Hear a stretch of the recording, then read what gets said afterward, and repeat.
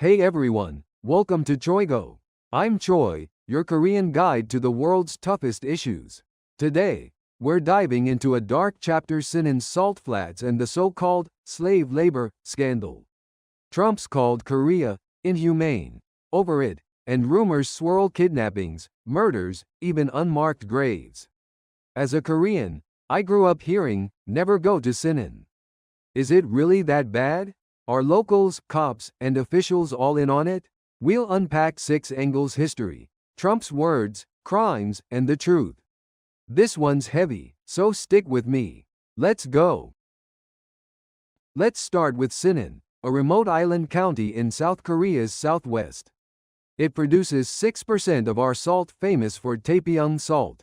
But in 2014, everything changed. News broke: disabled workers, mostly with intellectual disabilities, were kidnapped, held on islands, and forced to work in salt flats for years. No pay, brutal hours, beatings. One victim, Kim, was sold for $300, worked 19-hour days, and beaten with pipes. He escaped by mailing a letter to his mom, bypassing local cops. The main culprit, a salt farm owner, got just 3.5 years. Public outrage called it a slap on the wrist.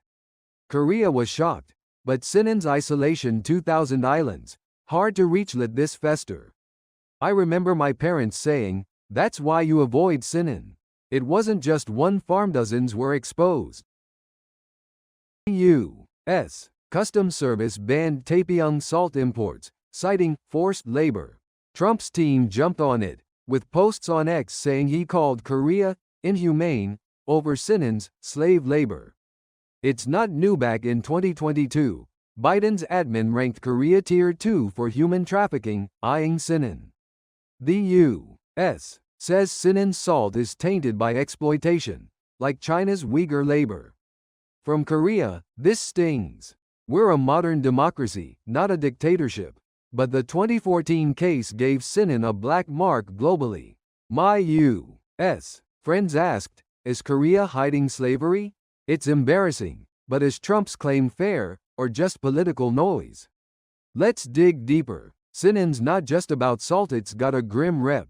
Koreans say, go to Sinan, you might get kidnapped. Ex-posts claim locals, even cops, trap workers, with police catching escaped slaves. There's truth here. In 2014, victims avoided local police, fearing they'd be returned to abusers. One ex-post said a Sinan counselor, convicted of abuse, still serves son punished wealth. Other crimes? A 1994 murder: salt farm owner stabbed a worker, covered up by local cops. Rape cases, like a 1980s teacher assault, add to the lore. Sinan's isolation breeds distrust. My cousin refused a job there, saying, too creepy. But is it systemic, or just bad apples? The creepiest rumor? Unmarked graves. Ex-posts and news mention countless unidentified bodies washing up in Sinan tied to missing workers. A 2015 UK report noted Sinan's suspicious deaths. Data's scarce, but a 2024 article said Sinan's islands see higher than average unidentified remains, often drifters or workers. No mass graves proven, but the stories stick. Why? Sinan's remote 2,000 islands, weak oversight. I read about a 2021 case: a disabled worker, unpaid for 7 years, died in poor conditions. Locals shrug, but to me, it's chilling. Are these accidents, or something darker? Let's talk local complicity next.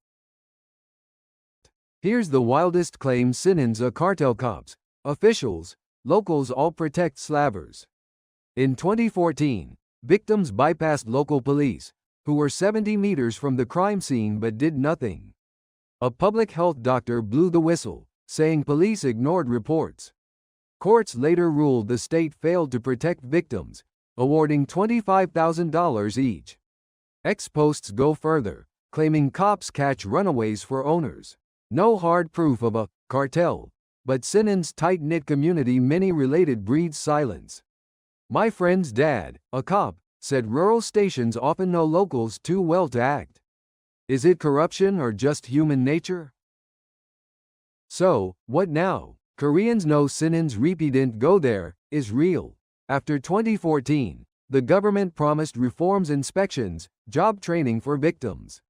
But cases persist. 2024 saw another disabled worker exploited. Sinan got a new police station in 2023, but ex-posts say it's not enough. Trump's ban woke us up, but some locals deflect, saying, "Why ban our salt?" As a Korean, I'm torn. Sinan's not all evil, most are hardworking farmers. But the silence, the crimes, it's unacceptable. Can Sinan change? What do you think? Boycott Sinan salt or give it a chance? Drop your thoughts below. I read everyone. Hit like, subscribe, and I'll see you next time.